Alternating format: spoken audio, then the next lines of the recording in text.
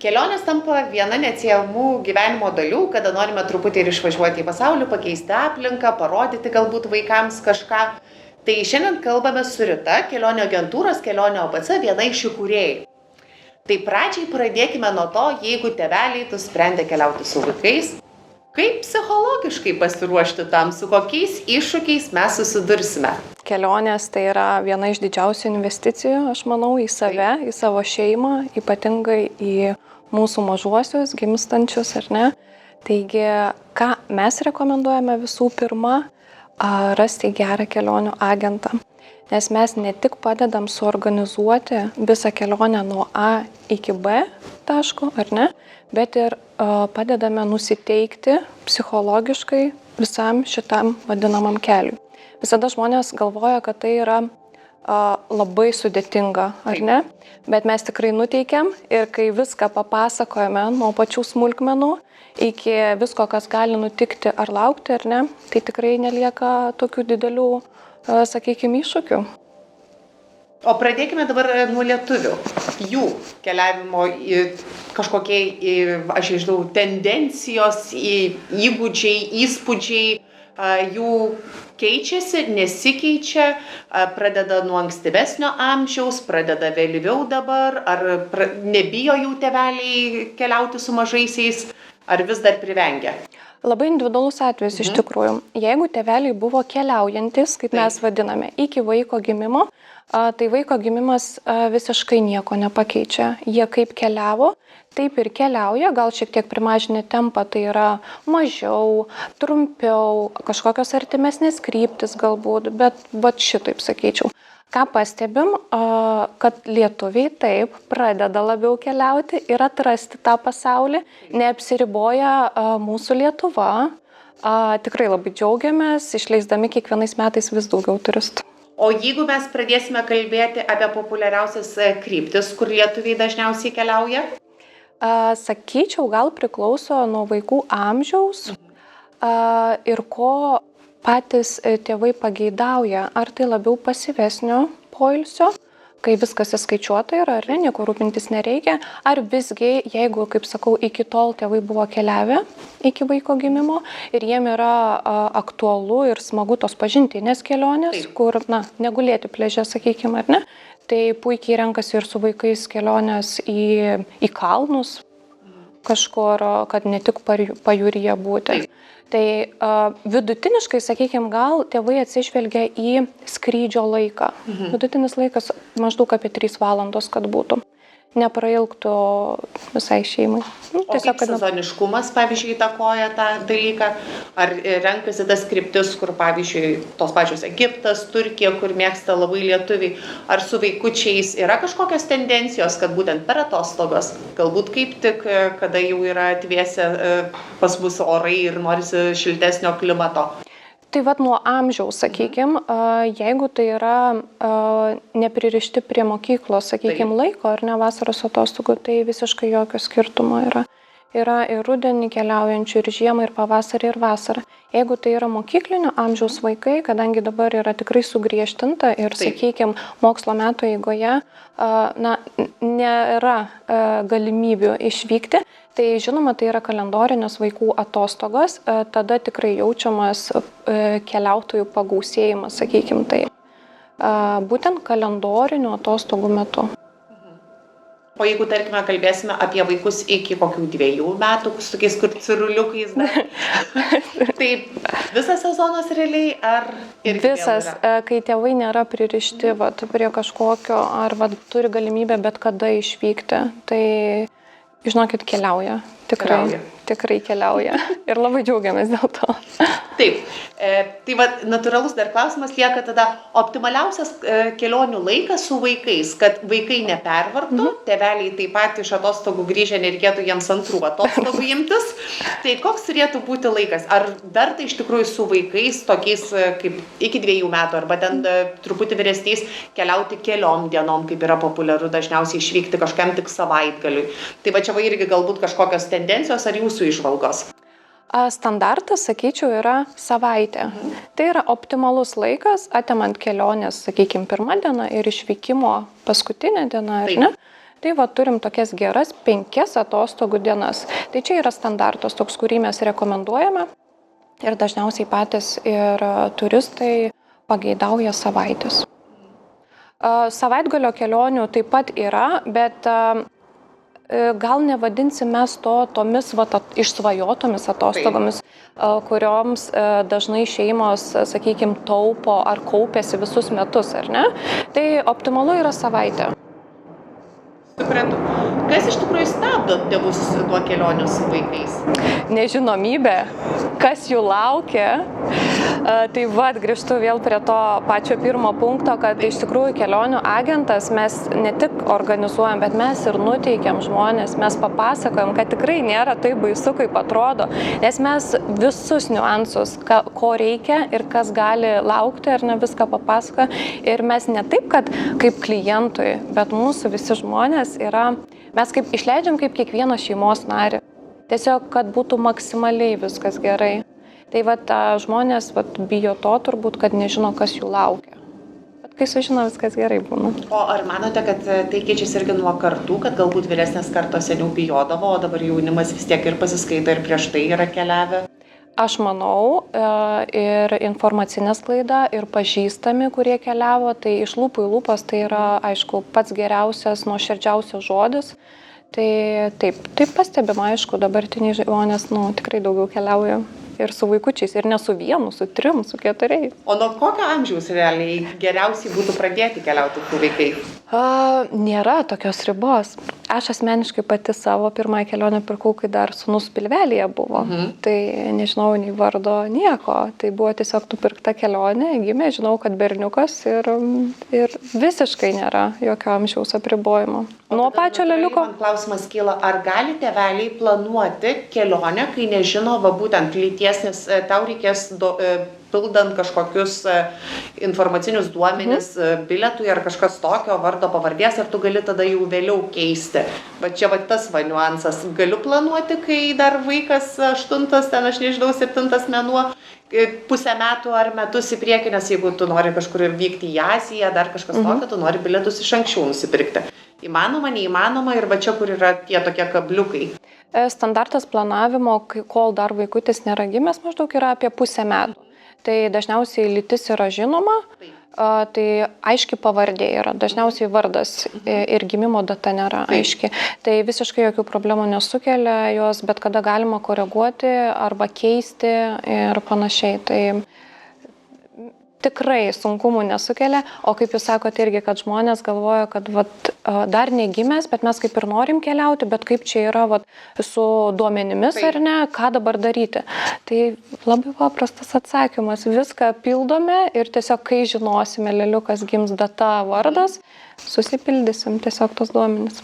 O koks yra jauniausias jūsų, pavyzdžiui, buvęs klientas, jeigu taip galima pasakyti? 2 mėnesiai. 2 mėnesiai. Ir kur skrido? Mergytė. Į Turkiją. Tai nėra kaip ganėtinai toli, bet kaip ir nėra. Taip.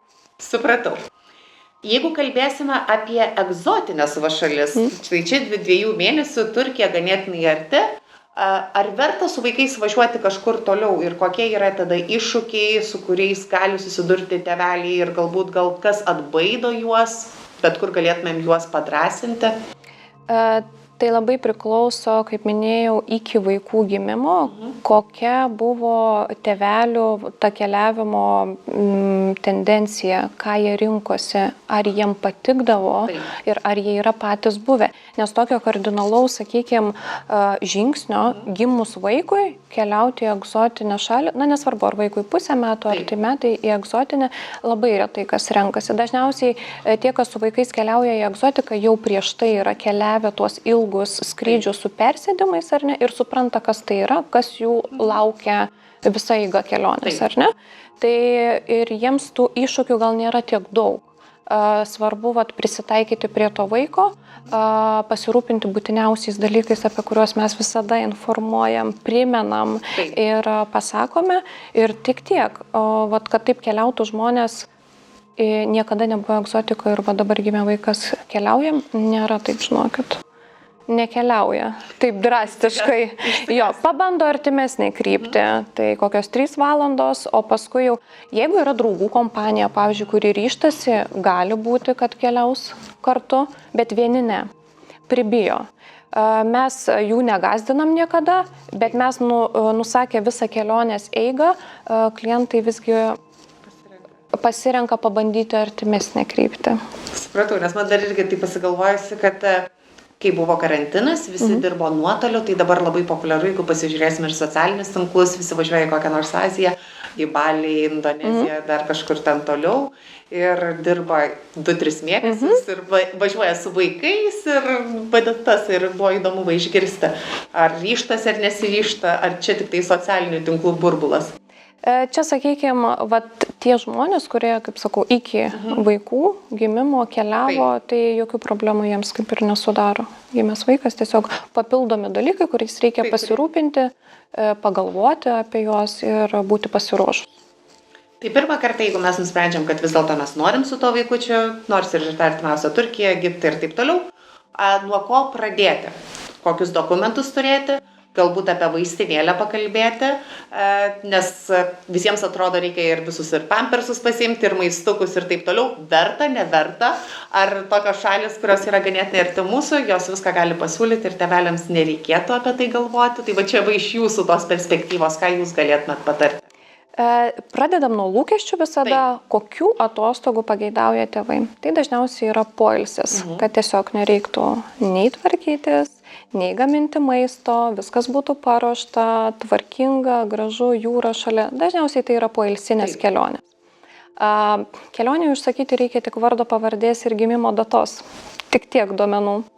O apie pasus, kiek jie turėtų galioti? Taip, žiūrint į kokią šalį mes keliaujame ar ne, tai arba ID kortelė, arba pasas, tai trečiose šalise pasas turi galioti 6 mėnesius nuo grįžimo dienos, o Europoje apie 3 mėnesius, nėra labai griežtai žiūrima ES šalise. Supratau. Kas liečia, nes buvo irgi vienas iš klausimų, kurį pasižymėjau, draudimą verta ar neverta imti tokiose kelionėse, ypatingai su vaikais? Draudimas tai nėra privaloma paslauga, vis tiek paslauga tai yra, ar ne? Bet mes visada rekomenduojame. Taip kaip mes patys keliaujame ir draudžiamės, taip ir savo klientam visada rekomenduojame draustis, ypatingai keliaujant su vaikais. Tuo draudimu labai dažnai pasinaudojama yra tiesiog, bet kas atsitinka, ar vaikas nukrenta, susižeidžia koją ar ne, ar tai apsinuodija maistu, ar temperatūra sukyla, tai jau geriau turėti, tas draudimas tikrai nėra brangus ir taip tiesiog ir tėveliam galbūt širdį ramiau, kad turi tokią saugos priemonę. O draudimas per draudimo įmonę kažkokią, ar labiau yra skatinamas kreditinės kortelės, nes būna kitą kartą, kad įeina sveikatos tasai draudimas ir šeimos nariams, kaip čia tie niuansai? Kaip klientas pats pasirenka, jeigu jis turi kreditinę kortelę ir ten yra kelionių draudimas, tai super. Yra kiti bankai draudžia tiesiog, jeigu kelionė perkama per internetą, tiesiog apmokama kortelė yra ar ne, draudžia tą kelionę. Kas neturi kreditinių, sėkmingai tiesiog draudžiamės kelionių draudimu. Apie avialinijas. Avialinijas, o jų yra tikrai labai daug ir įvairiausia, ar ne? Bet kas liečia keliavimą su vaikais ir būtent vaikų bilietą tą vadinam, ar ne? Daugmaž visur standartas yra vienodas. Ar tai yra užsakomasis reisas, ar tai, sakykime, skrydis pigiomis avialinijomis, ar ne. Jeigu vaikutis yra iki 2 metų, tai yra standartas, ar ne. Iki 2 metų vaikas sėdi vienam iš tėvų ant kelių, visada taip. Ir jam į lėktuvą galima neštis viską, ko jam gali prireikti viso skrydžio metu. Tai tarkim, jeigu skrydis 3 valandos, ar ne, tai per tas 3 valandas, ko jam prireikia namuose, ar negali prireikti, viską galima tą vežtis kartu, nešti su savim į saloną. Tai yra ir vandenukas, ir termosas su karštu vandeniu, mišinukai, košytės ir visa kita, ko tik reikia. Kėdutės? Kėdutės, ne, labai retai kada renkasi. Gal čia mes labiau kalbam apie vežimukas, ar ne? Tai galima, jokių problemų. Ir tikrai žmonės klausia dažnai ir nežino, kad gali vežtis. Tai mes tam ir esam, kad pasakyti, kad tikrai galima. Ir aplamai sąlygos sudarytos vaikam keliauti yra tikrai labai geros.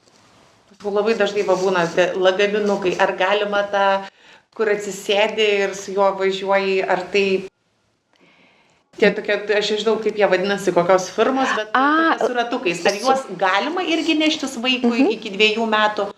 Ar negalima? Galima, tai tas pats skaitysis, nesvarbu, ar tai yra lagaminukas, ar tai yra kuprinė, ar ta mamos rankinė vadinasi, ar ne, pilnai galima. Ir jau vaikutis, kai vaikšto, tai šitie lagaminai yra tikrai labai patogu, nes jis gali prisėsti, jam linksma, jį galima pavežti, jisai pats gali pasispirti. Tai tikrai labai patogus dalykas ir taip, tai skaitomas kaip rankinis bagažas, jo išmatavimai visiškai atitinka ir galima nešti su savim kartu į saloną. Gali vaikutis irgi taip pat, ar pasiimti kokį nors paspirtuką, dar kažkas tokio į registruotą bagažą? Į registruotą bagažą galima viską pasiimti, apart, aišku, draudžiamų dalykų visokių, bet kas liečia vaikus, viską galima, svarbu, kad tai būtų supakuota, ar ne, kad, aišku, jeigu kažkas atsitiktų, tai atsakome mes patys klientai, ar ne? Supratau. O kas liečia viešbučius? Kaip yra jų visa politika su vaikais, į kokius niuansus galbūt atkreipti dėmesį, kada, pavyzdžiui, jeigu yra viskas įskaičiuota, ar vaikui yra papildomai mokama, ar ne, ar iki kelių metų, kaip yra su tom visom lovytėm? Taip, tai viešbučiai dažniausiai yra paskirstę amžiaus kategorijas. Tai yra, sakykime, iki 2 metų gali būti visiškai nemokamai, paskui yra iki 6, iki 12, iki 14, 16. Kiekvienas turi tas ribas skirtingas ir ta kaina yra skirtinga. Jeigu vaikas yra iki 6 metų, jam yra viena kaina, jeigu iki 12 šiek tiek didesnė, jeigu iki 14 viena, paskui kai kurie viešbučiai netgi nuo 13 metų traktuoja kaip suaugusi asmenį ir ima pilną kainą. Tai čia labai skirtingi dalykai. O kas liečia pačius viešbučius, tai svarbu, koks tas poilsis. Jeigu tai bus pasyvus, tai reikia žiūrėti, kokias pramogas siūlo viešbutis. Taip. Ir kokio amžiaus vaikai yra, ar ne? Tai viešbučiai pasirūpina nuo maniežų, tai yra lovytės yra, jeigu tai yra, tarkim, ar 2 metukų, ar 3 ir, nemiega, sakykime, šalia, o tėveliui namuose guldo į lovytę ir nenori prarasti tų įpročių. Visada yra atnešamos mažos lovytės, maniežai vadinami, ar ne, ir ten sėkmingai vaikučiai miega. Taip pat svarbu pasirinkti atitinkamą kambario tipą, kuris, žinoma, priklauso nuo kainos, ar ne, kad jeigu tai yra ir, tarkim, vyresnio amžiaus vaikai, ar ne, ar tai yra 2 vaikučiai, kad tas poilsis, sakykime, komfortiškas būtų, galbūt rinkti šeimyninį kambarį su 2 miegamaisiais, ar ne, kad būtų siena ir duris.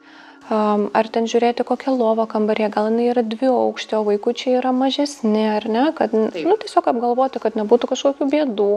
Tai tokie niuansai, kuriuos mes tikrai padedame išspręsti ir pasirinkti geriausią variantą. Na ir pramogos už kambario ribų, kaip aš sakau, ar ne? Tai tie patys mini klubai vadinami, kur yra ir piešimas, ir dainavimas, ir visokios užduotėlės, su vaikais užsiema darbuotojai pasamdyti. Aišku, čia susiduriam su tokiu niuansu kaip kalbos barjeras, ar ne? Nes viešbučiuose užsienyje dažniausiai kalba anglų kalba.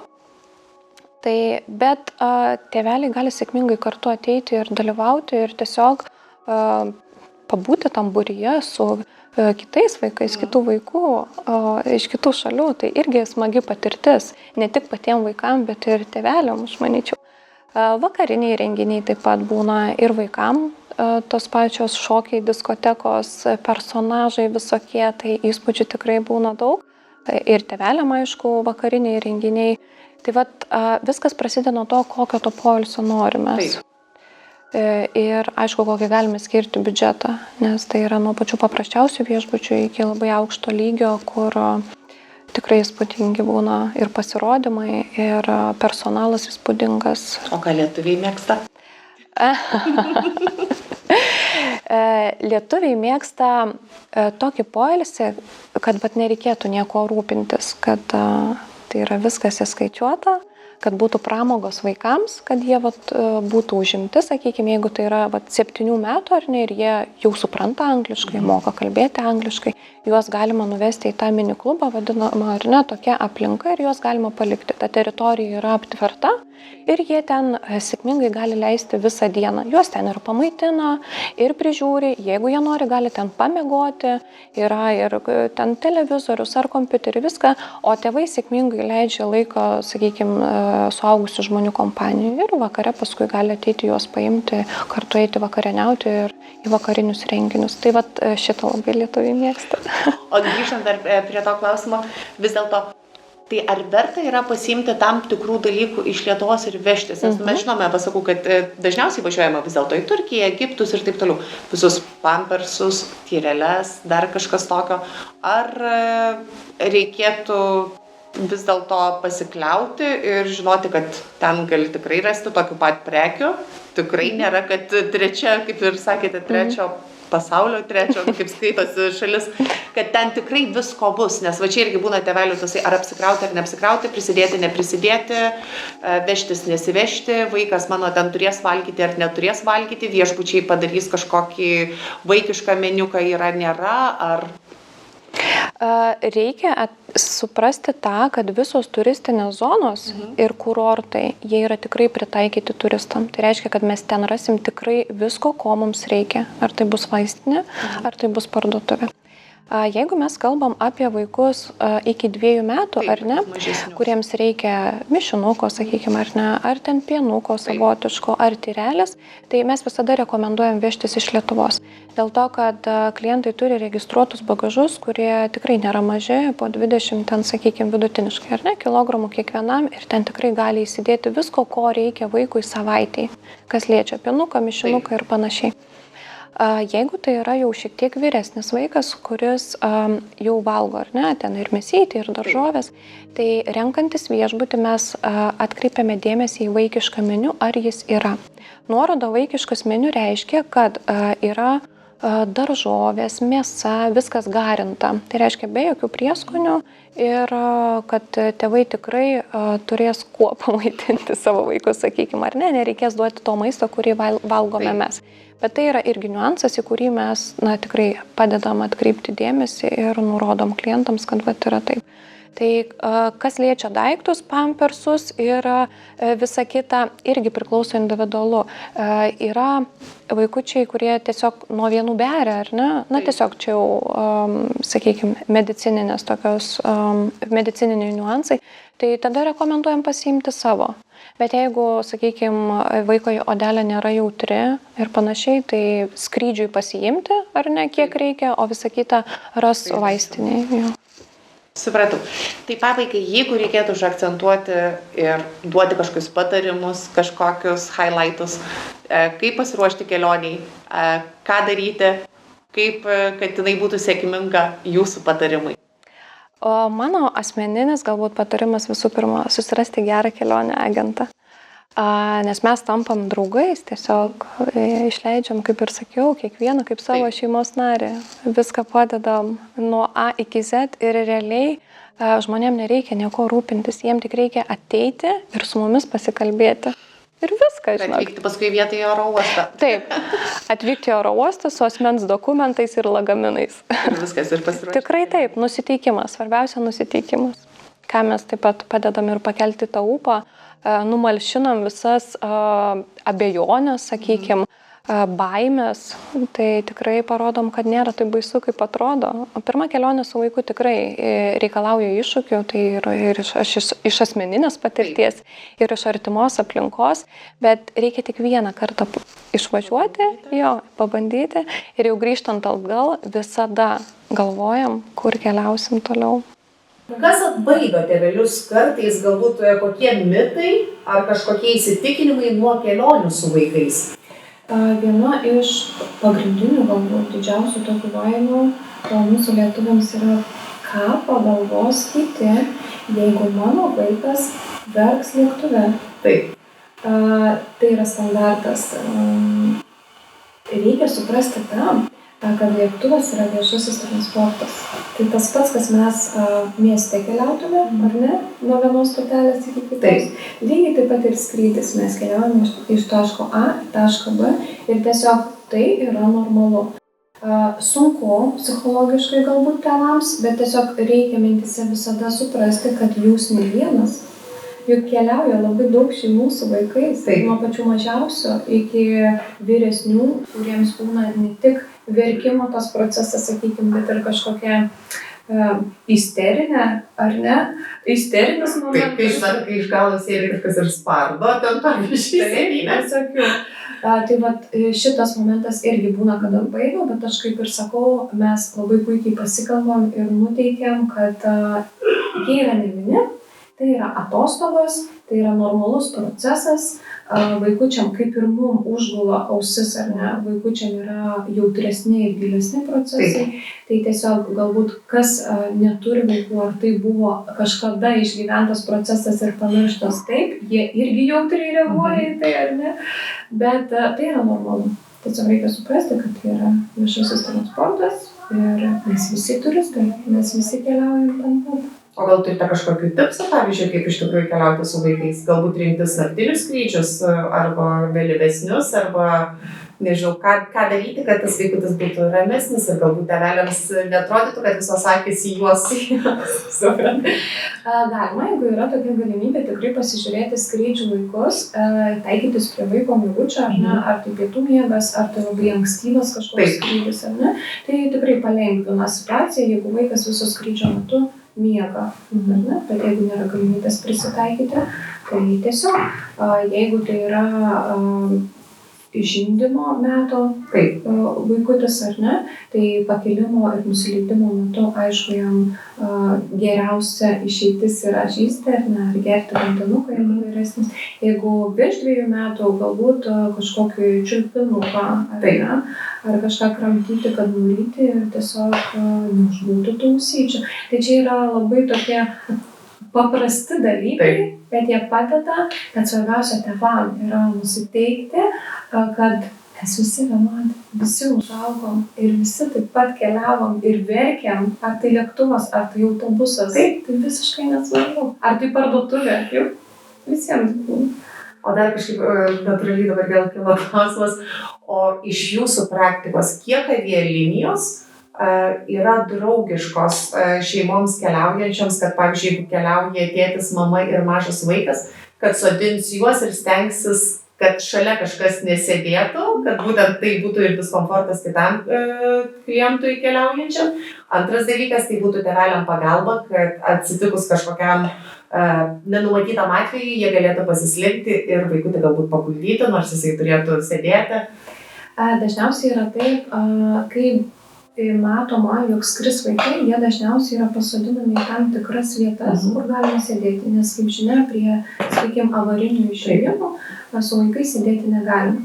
Tai pradžioj yra susodinama taip, kaip priklauso, ar ne? Jeigu lėktuvas yra nepilnas ir yra kažkur laisvų vietų ne prie avarinio, reiškiasi, išėjimo, tai tikrai galima pasisakius įgulos nariams, kad gal mes galime persėsti, ten mums būtų patogiau, tikrai leidžia ir daro viską, kad tik būtų ir pačiai šeimai komfortas ir aplinkiniams.